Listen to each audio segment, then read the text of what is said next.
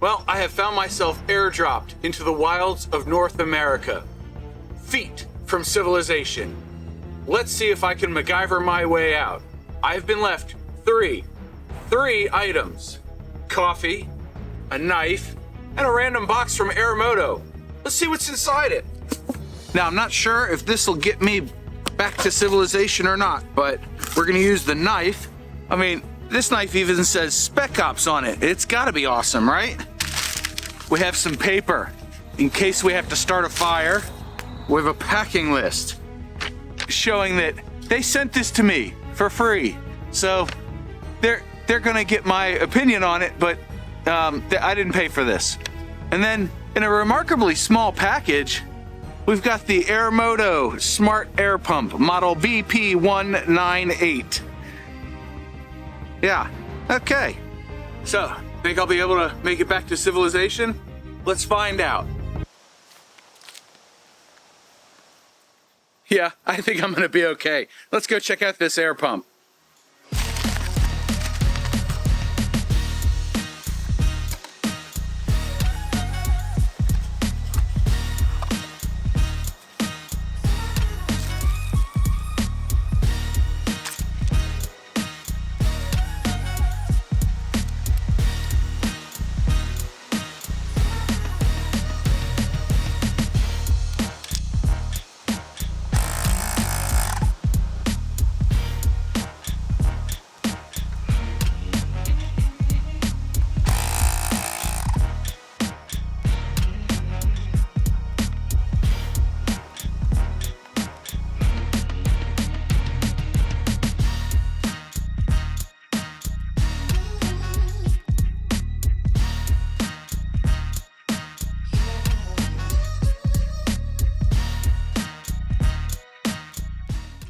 My friend, it has been a long month that I've been using this air pump to find civilization. That house back there doesn't actually exist. It's comped in by my editor. I am still in the wilderness. Yep, you can tell. Coffee, coffee, coffee, coffee, coffee. But this air pump has saved my bacon. That's a lie, but it is a pretty cool tool. It is very small. I mean, compared to the size of my hand, which is obviously ginormous, it's pretty small. It's got some neat features. It has a couple of downsides, so let's talk about it.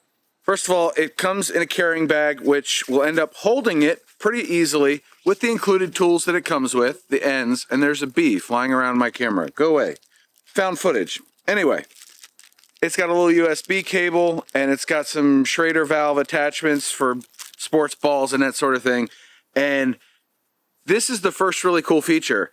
It has the tube for filling tires inside the device. So you pull it out and it's right there and you're ready to go. And then when you want to store it, you can just unscrew it, pop it right back in its little holder, and it comes down and a click and you're done. So I think that's really cool. It'll fit in the center console of a car or in the saddlebag of a motorcycle really well.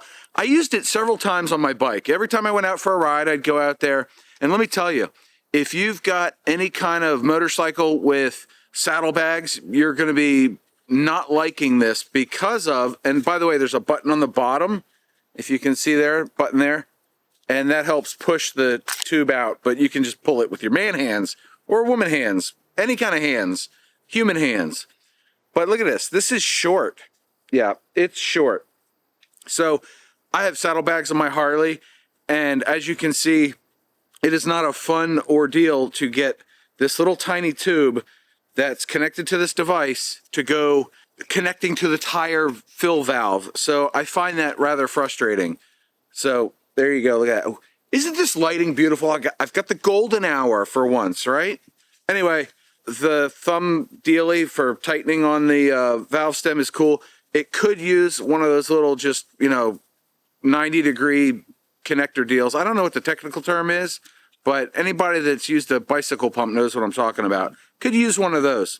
It worked really well on sports balls. Just I actually hooked the needle right into the connector here and just like stabbed the ball and it stabbed it. It didn't get me any closer to civilization, but my kid was happy his soccer ball was filled up. The modes on it, yes, it has modes. You can go through personal, sports ball, tire, car, whatever. You can switch from PSI to bar. Wherever you live, it has a display for you. I do find that when you fill up your tires, it's a little bit optimistic or pessimistic. I filled up my truck with it, and well, not my truck. I filled up the truck tires. Come on, words matter, John. I filled up my truck tires with it, all 4 of them. They were 4 PSI low, and when I got in the truck and drove, it was reading really high. I was not real happy with that one. I had to adjust my expectations a little bit. That's okay. They can be a few percent off, and when you're talking, 36 PSI in truck tires, you run into the next downfall, which was this thing is small. It's not that heavy, but the battery charge doesn't last as long as I would expect or hope for.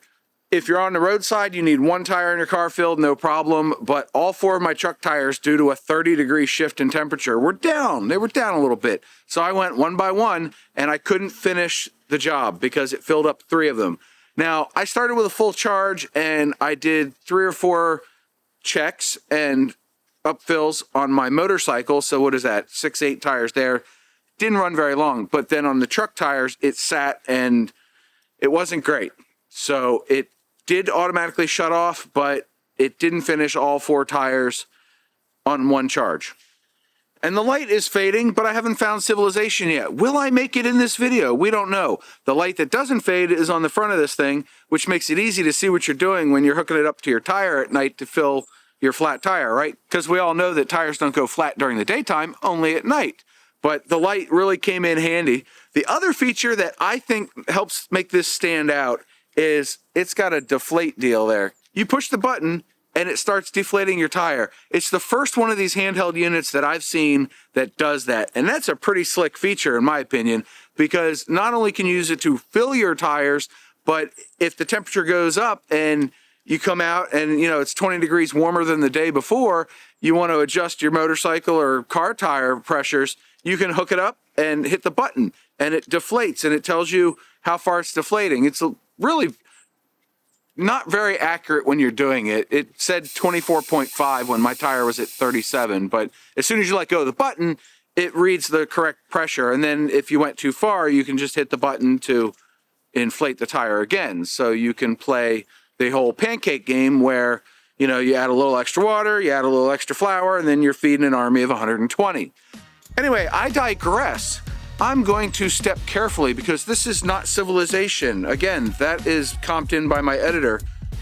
And there may be dogs that live in this yard. It's not my house. But anyway, thanks again to Airmoto for sending this to me for review. I like this one. This is good. So if you want to try it out and you want to buy one for yourself, use my affiliate link below and then go check out this video. I'm sure you'll like it. It's one of mine. And I will leave you with the 2 mantras. 1, you have a 100% track record of making it through a bad day. And number 2, do something nice for yourself every day. Maybe it's preventing yourself from getting a flat tire situation that leaves you on the side of the road by buying your own air pump. Bye.